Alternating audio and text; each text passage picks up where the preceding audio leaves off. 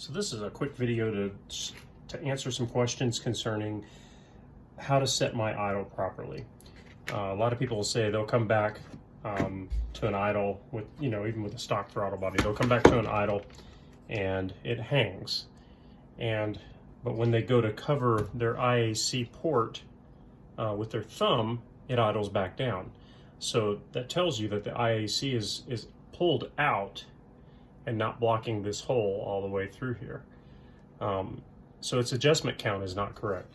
And if you take a throttle body, any of them, and you back off on the throttle screw all the way, they can stick in the bore. You hear that? So you don't want that to happen, especially when you crank it up and you pull a vacuum underneath the plates with the engine idling. You want it to rest slightly open and then let the IAC move the idle around. And the way you do that, and I tell people this a lot of time, is on the UTP you can see there's a throttle stop that runs right here and runs a 3/16, and the stop will open the blade more if I tighten this in carefully. You want to tighten it, I'll show you why carefully, because this one was damaged a long time ago. The guy dropped it, so I've got to figure out how to fix this one. But anyway, it tells the blade when to stop. So the more I turn this screw in, it's going to hold the blade open. Now you don't want it open so much to where it idles super high.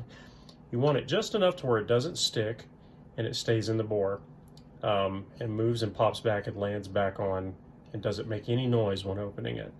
So with that being said, if you're idling high, I keep telling people, turn that in, open your blades slightly more, just a little bit more. And then when you've done that, go key the ignition on and off 3 times, and then fire it up and it will idle, and it will go back down to a normal window that the IAC wants to operate within. And that usually solves your problems.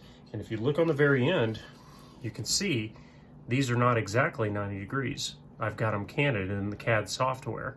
So I basically have moved them to preload them, because the old days we would drill out the bushings on the TPS and clock it a little bit to go from about 0.3 to about 0.5 or 0.6. So it would give a real good squirter shot coming out of the hole. And if you go too far, it's going to actually idle up too. So this has been set for probably about 3 years now. But anyway, so there you have it. There's your idle screw adjustment right there. And that's what you'll use to set your base idle on that. And anytime you're idling and you've got any ideas what it's really idling at, put your thumb over the IAC hole while it's running, and then you set the blade to pretty much where you want, like say 800 RPM if that's what's requested in your SCT software. Then that's what you'll use as your beginning. Then you take your finger off, do the key on, key off trick 3 times, it reteaches it again, goes back to 0 and span, and then fires back up to normal. So there you have it. Hope you enjoyed this video. Later, guys.